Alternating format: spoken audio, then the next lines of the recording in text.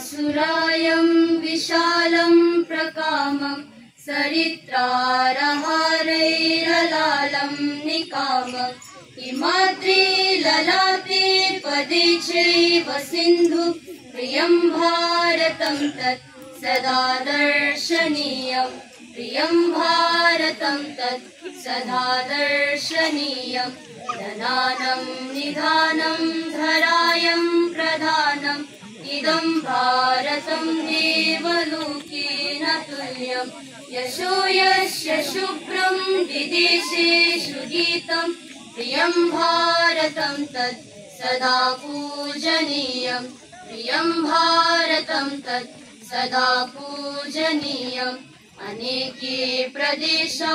अनेकेश वेशा अनेकानि रूपाणि भाषा अनेका परं यत्र सर्वे वयं भारतीया प्रियं भारतं तत् सदा रक्षणीयं प्रियं भारतं तत् सदा रक्षणीयम् सुधीरा जना यत्र युद्धेषु वीरा शरीरार्पणेनापि रक्षन्ति देशा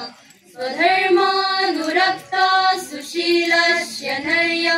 प्रियं भारतं तत् सदा श्लाघनीयं प्रियं भारतं तत् सदा श्लाघनीयं वयं भारतीया स्वभूमिं नमामः परं धर्ममेकं सदा मानयामः यदर्थं धनं जीवनं चर्पयामः प्रियं भारतं तत् सदा वन्दनीयं प्रियं भारतं तत् सदा वन्दनीयं प्रियं भारतं तत् सदा वन्दनीयम्